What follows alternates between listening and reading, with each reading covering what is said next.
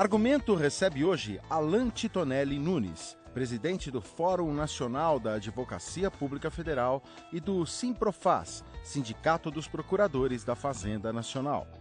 Nessa conversa com Márcia Semer, ele fala sobre a busca do Fórum em se legitimar como uma referência da advocacia pública para o meio jurídico e a de conscientizar o próprio advogado público de seu papel na estrutura do Estado e na sociedade.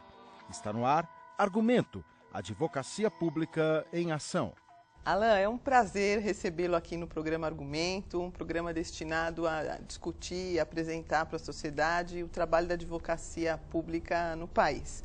Você é advogado federal, preside aí o Fórum da Advocacia Pública Federal. Eu queria que você começasse essa nossa conversa aqui contando um pouco para quem nos assiste quem compõe, quais são as carreiras que compõem a Advocacia Pública Federal. Obrigado, Márcia. Queria agradecer o convite de estar aqui na sede da APESP e nesse programa Argumento, né? E dizer que eu sou procurador da Fazenda Nacional, presidente do Fórum Nacional da Advocacia Pública Federal, que envolve diversas entidades representantes das carreiras da AGU. E entre as carreiras da AGU nós temos aí a carreira de advogado da União, carreira de procurador federal e a carreira de procurador da Fazenda Nacional e a carreira de procuradores do Banco Central. E o procurador da Fazenda Nacional, qual é a atividade específica para distinguir dos demais? O procurador da Fazenda Nacional tem a atividade de representar judicialmente e extrajudicialmente a União nas causas de natureza fiscal, né? E prestar também consultoria nessas causas e fazer a execução da dívida tributária da União. Vocês atuam diretamente junto ao Ministério da Fazenda, é isso? Isso, a gente atua diretamente ao Ministério da Fazenda. Alan, o Fórum representa essa gama enorme, né, de profissionais do direito que fazem aí todo o trabalho de defesa do patrimônio e do interesse público. Quais são hoje as principais questões que se põem para as carreiras jurídicas federais? Você poderia fazer um pequeno panorama e depois a gente vai esmiuçando um pouco. Lógico. Bem, primeiramente eu acho que muitas das causas do plano federal, elas também são causas também no plano da advocacia pública, seja nos estados, nos municípios. Sem dúvida. Primeira principal questão é uma identidade da advocacia pública como um todo, como função essencial à justiça. Qual o papel que deve desempenhar a advocacia pública federal, né, e dos estados e dos municípios diante desse espectro constitucional que o Constituinte traçou, colocando a advocacia pública no capítulo referente à organização dos poderes, então não colocou a advocacia pública dentro do Poder Executivo, colocou em um capítulo à parte, já que ela colocou a advocacia pública no capítulo 4. Então, desse título 4, nós temos o poder, na organização dos poderes, nós temos o poder executivo, poder legislativo, poder judiciário e temos funções essenciais de justiça. E dentro das funções essenciais de justiça, temos a advocacia pública. Então, um dos panoramas é essa concepção de advocacia pública dentro do espectro de função essencial à justiça. E nesse caminho, entre dos debates, é a questão do tratamento isonômico entre todas as funções essenciais de justiça, que nós temos nesse capítulo das funções essenciais de justiça, o Ministério Público, a Advocacia Pública, a Defensoria Pública e a Advocacia estrito sensu, né? Temos também outras questões no que tange aos limites e parâmetros da discricionariedade do advogado público, né? Acho que essa é uma questão muito importante no que tange num debate muito presente no momento, numa diferenciação entre uma advocacia de Estado e uma advocacia de governo, né? Quais são os limites dessa independência, qual é a função precípua do advogado público nesse papel de representar judicialmente e extrajudicialmente os respectivos poderes, né? Eu acho que essas são as questões centrais, né? Fora as outras questões mais específicas de cada uma dessas carreiras. Esse trabalho de, vamos dizer assim, conscientização, né, do agente político, da própria classe, dos cidadãos com relação ao papel da advocacia pública, como é que ele vem sendo desenvolvido pelo Fórum, pelas entidades que atuam aí na representação dos advogados públicos federais? Bem, eu acho que primeiramente a gente tem o viés estritamente, um viés histórico e um viés constitucional para fundamentar esse pleito, né? O viés histórico é que no Brasil Império e no Brasil República como um todo, as funções de defesa do Estado e função de defesa da sociedade, ela estava distrita a um único órgão, que na época do Império até chamava, mudou muito o nome, né? Mas chamou muito procurador da Fazenda Nacional, procurador dos feitos da coroa, mudou muito o nome, mas eram as funções típicas hoje da advocacia pública e do Ministério Público. A partir da República, né, nós temos a concentração de todas essas funções num órgão que era o Ministério Público como um todo, né, os procuradores da República, que foi até a Constituição de 88.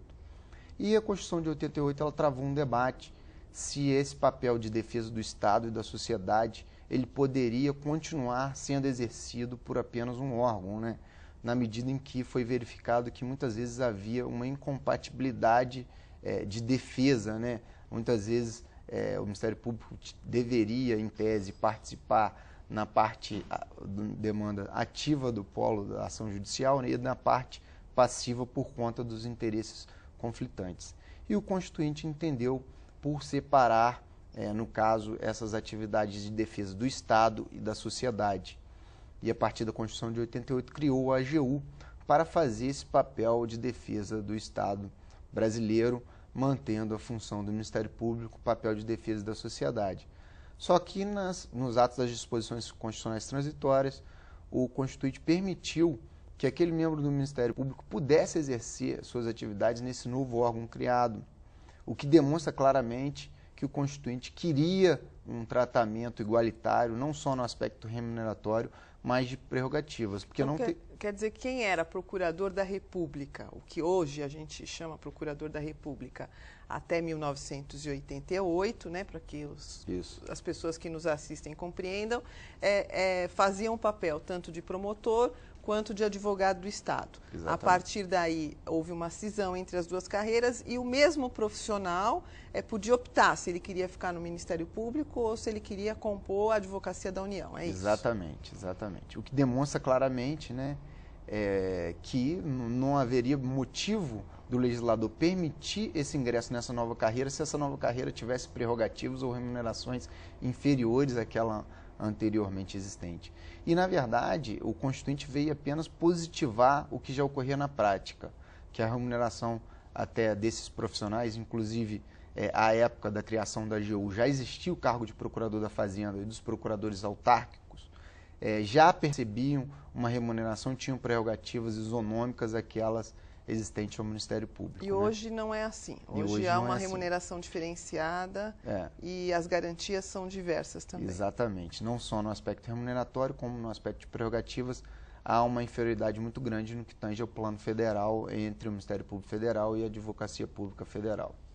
E por que há um entendimento aí dos advogados públicos em geral de que há uma necessidade de avançar, essa situação é uma situação de desequilíbrio e precisa se alterar? Você podia comentar um pouco isso? Eu acho que isso, acho que a parte também é uma parte importante constitucional histórica, né? Muito que já passei um pouquinho, mas eu acho que é importante sempre relembrar. Constituinte, ele na organização dos poderes e a organização dos poderes, ela sempre leva em conta o equilíbrio e a harmonia entre os poderes, fez uma criação um pouco até diferente do que a gente teve no mundo moderno, no que tange a organização dos poderes, por conta que a gente sabe que Montesquieu pregou, né, na sua doutrina uma divisão tricotômica, né, entre os poderes, né, poder executivo, legislativo e judiciário, né? E o Constituinte brasileiro inovou na Constituição de 88. Ele trouxe mais, hipoteticamente assim, vamos dizer, um poder, né, que é o capítulo referente às funções essenciais da Justiça. Não colocou esse capítulo dentro do Poder Executivo. E entre as funções essenciais da Justiça, nós temos o Ministério Público, a Advocacia Pública, a Defensoria Pública e a Advocacia Estrito Sensu, né? E o Constituinte, quando colocou essas funções dentro do mesmo capítulo, ele não fez nenhuma diferenciação entre o exercício dessas atividades. ele na verdade queria que essas funções, né, exercessem suas atividades tendo um equilíbrio, uma harmonia, para que a prestação jurisdicional e até a própria representação e até o próprio equilíbrio no sistema de freios e contrapesos pudessem partir um pouco também do exercício da atividade dessas funções essenciais à justiça. Alan, o ministro Toffoli defende esse ponto de vista de que a advocacia pública, assim como o Ministério Público e a Defensoria, no âmbito das carreiras públicas, né, não integrariam nem o poder legislativo, nem o executivo, nem o judiciário, exatamente em função da posição topográfica, vamos dizer assim, desses órgãos dentro da Constituição, concebidos como função essencial à justiça.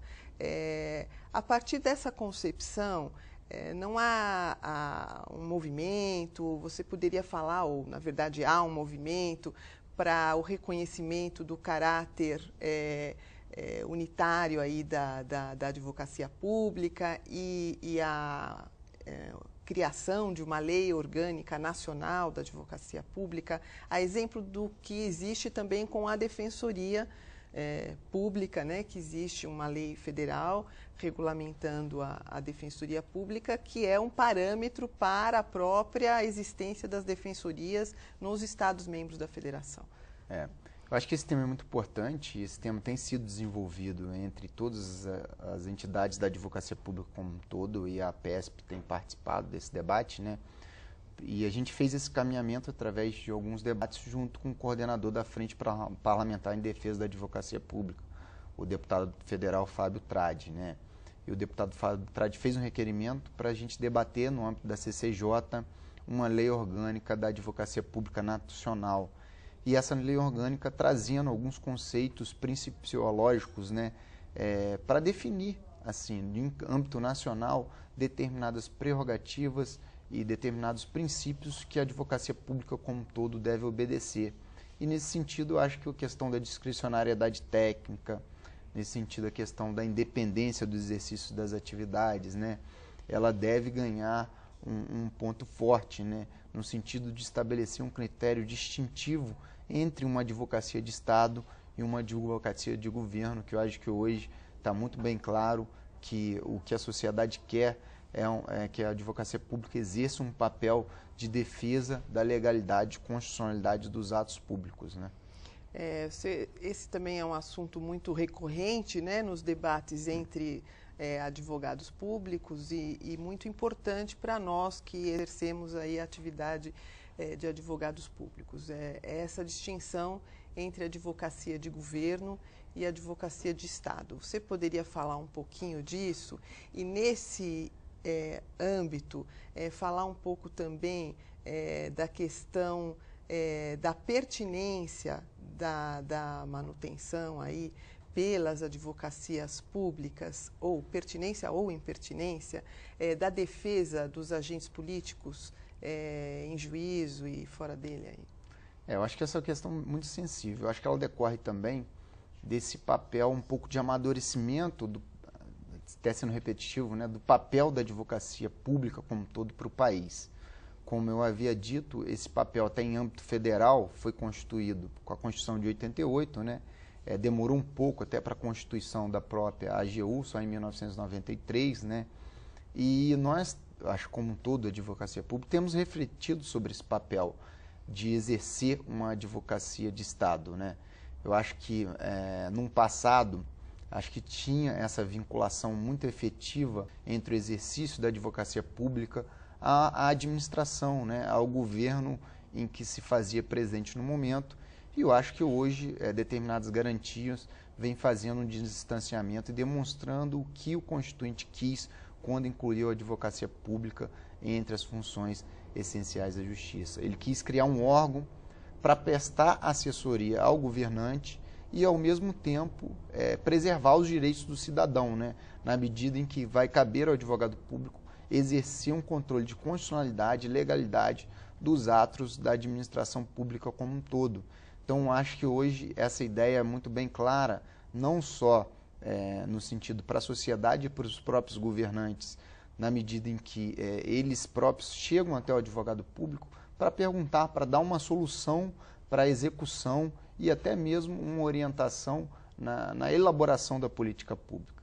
Até um tempo atrás, nós fazíamos associação do papel da advocacia pública muito ligado à defesa do Estado em juízo.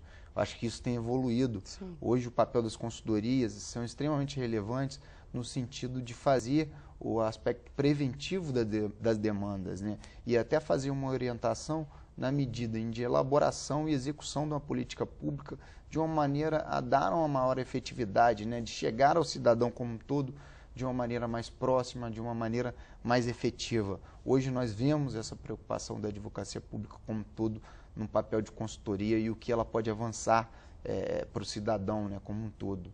E relevante destacar o papel de combate à corrupção que a advocacia pública como um todo tem feito. Na medida em que ela faz o controle de legalidade e constitucionalidade dos atos, seja no aspecto licitatório ou numa consultoria como um todo, né, até numa própria opinião, num momento específico de consulta do governante ou o secretário, o ministro da pasta, né? Exatamente, a gente vê fazendo esse controle preventivo, né, da corrupção.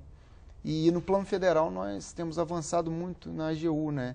Hoje, ano passado, inclusive, a AGU ganhou o prêmio Novário no que tange ao combate à corrupção, num programa que a AGU criou de fazer recuperação dos créditos naquelas ações de improbidade que houvesse condenação do agente público, né, por ato lesivo, né, pelo desvio de verbas públicas, né.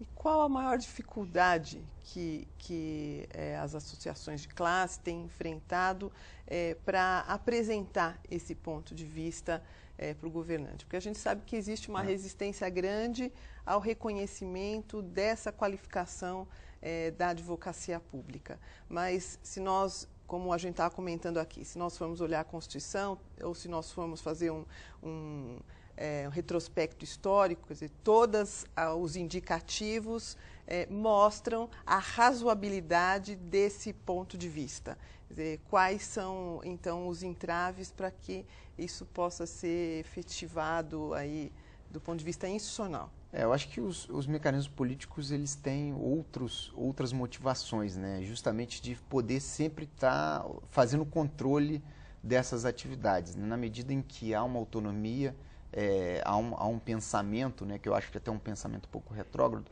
de que a instituição poderia alcançar voos próprios, não estaria sob o cerco, né, do poder executivo, e isso às vezes causa um processo de desconfiança no político como um todo.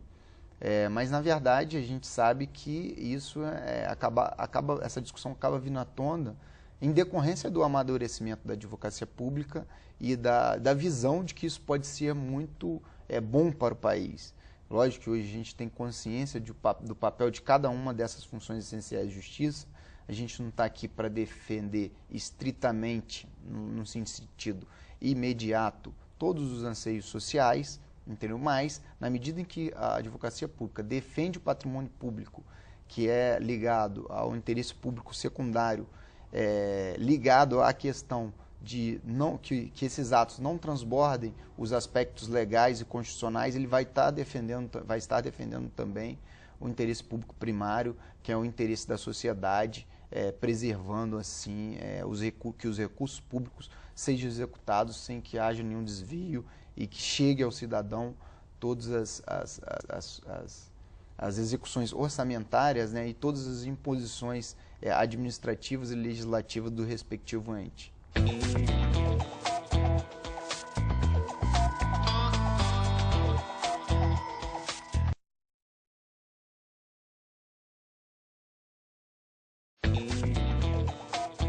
Voltamos a apresentar Argumento, Advocacia Pública em Ação.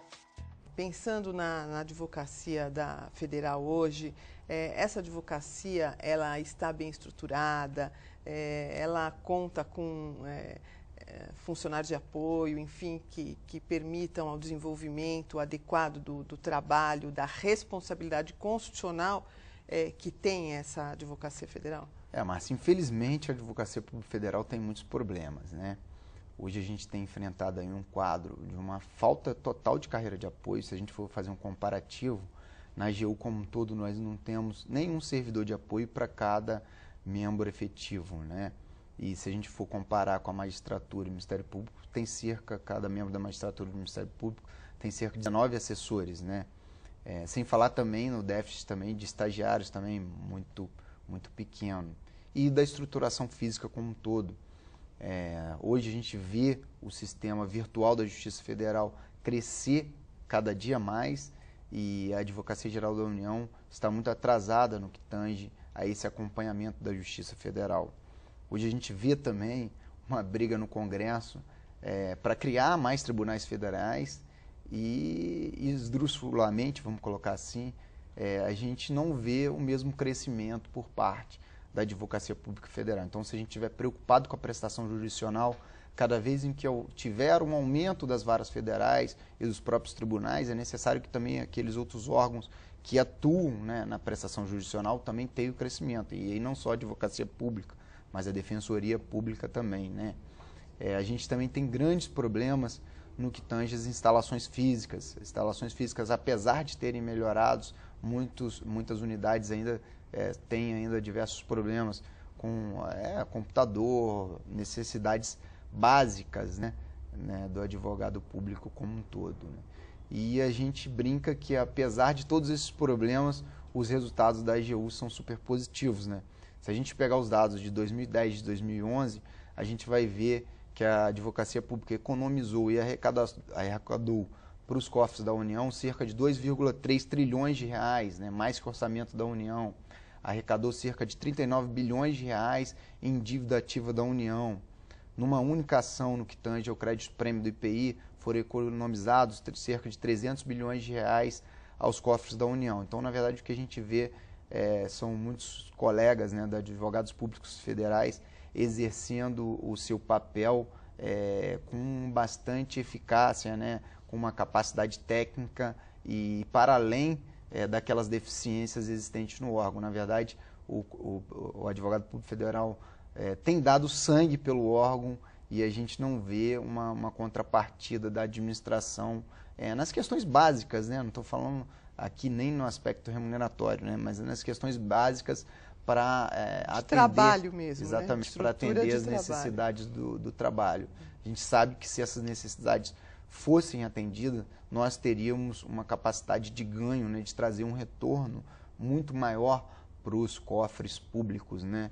Inclusive, né, a gente tem alguns projetos tramitando no Congresso, no que tange a criação de cargos, e até hoje, né, desde 1993, criada a AGU, todas as suas carreiras não têm todos os seus cargos providos, né, tem vários cargos ainda vagos, né, o que demonstra uma falta de planejamento da União para implementar aquilo que ela própria reconhece como necessário e efetivo para exercer sua atividade de defesa do Estado. Nós estamos aqui terminando o nosso horário de programa, mas antes disso eu queria que você desse uma palavrinha sobre aí a lei orgânica da Advocacia da União. Há uma conversa sobre uma nova lei orgânica para a Advocacia da União.